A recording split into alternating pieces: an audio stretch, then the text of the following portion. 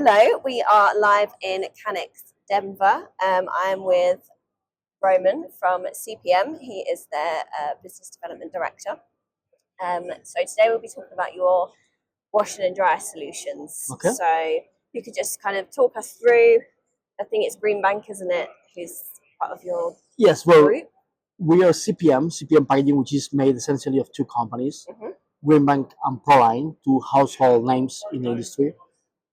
Washers and dryers fall under the Greenbank product line, which is process equipment, whereas Proline is more conveyance, coil to pallet, etc.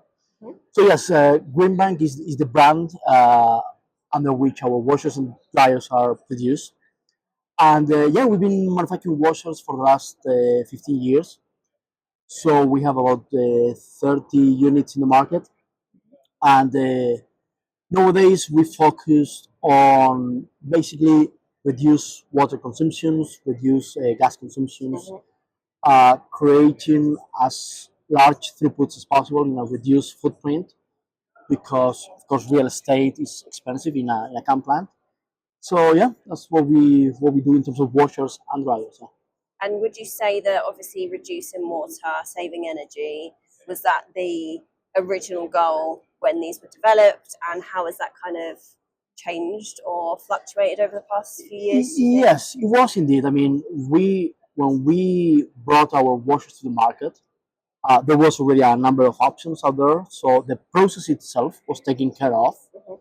but the customers which prompted us to develop a washer for the market is because they felt we could bring a more efficient way to wash cans. At the end of the day, the washer has two objectives, which is to remove all the lubricants and all the oils from the can making process, Mhm. but also to prepare the can for the further stages, which is edging the can for the decoration and also enhancing the mobility so the can move quickly around the can making line. So yes, from the offset, we were targeting washing cans in the most efficient and environmentally friendly manner we possibly could. And so, could you talk us through some of the machine maintenance and sort of how that works? Well, in terms of the washer, the key area of maintaining a washer is the chemicals used. Also, you've got the pumps required certain maintenance.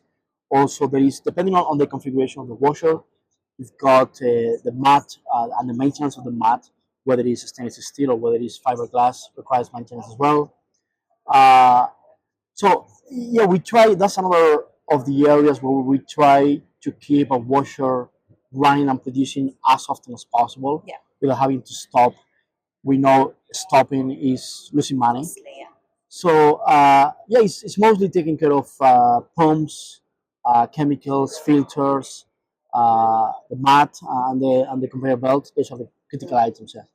And how do you monitor that equipment Well, it really performance? depends. Nowadays, we are trying to use as much of the technology available to us as possible with self-diagnosis, with the AI monitoring, and try to get ahead of the game and try to monitor the performance of the machine, kind of highlighting potential risks and trying to warn the user of the preventative maintenance we needs to be taken care of because it's starting to be too much vibration or wear on the belt and so on. But really, we see a relatively slow adoption from our customers. Those are additional features which carry an extra cost. So some customers do decide to go for them, and to you can have a washer with 100 sensors or 500 sensors, depending on the kind of efficiency you want in your process, and depending on the importance you give to your maintenance, downtime, etc., etc. You go for a more sophisticated equipment or not. So yeah, it's through monitoring performance and behavior of the machine, so we can get ahead of the actions needed to keep it in top condition. Yeah. So you mentioned AI as well. Is that Yeah. sort of becoming a bigger part of your operations, would you say? To be totally honest, it's not fully integrated in our products quite yet. Yeah. It is certainly something we are looking at. We are certainly looking at the options and the ways in which we can implement AI in our products.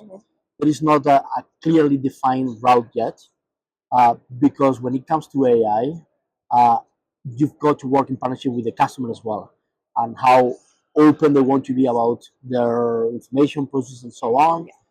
So it's a collaborative effort between us as equipment suppliers, customer. Uh, we are still trying to figure out. We are implementing some of the aspects of it, but we are only scratching the surface, if you wish. So, in terms of future developments, innovation, what has CPM got planned? Look. It's all about the efficiency and environmentally friendly machines. Yeah. So reduce gas consumptions. We are looking from a dryers and ovens point of view about alternative fuels. We're looking at the hybrid oven technology. We're looking at heat recovery systems.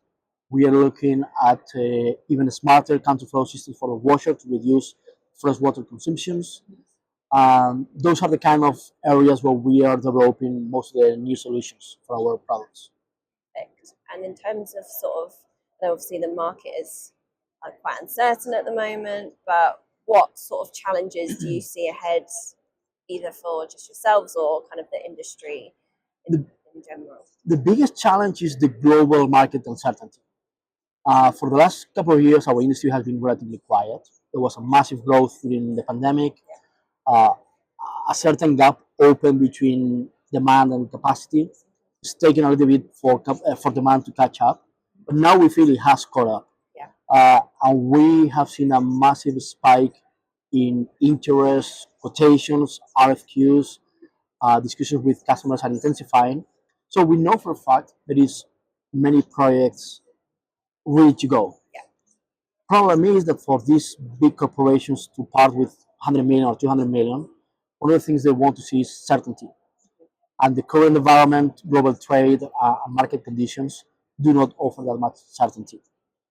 I believe the minute we see more clarity on what we can expect within months and within years, people will feel more comfortable to put pen to paper. Yeah.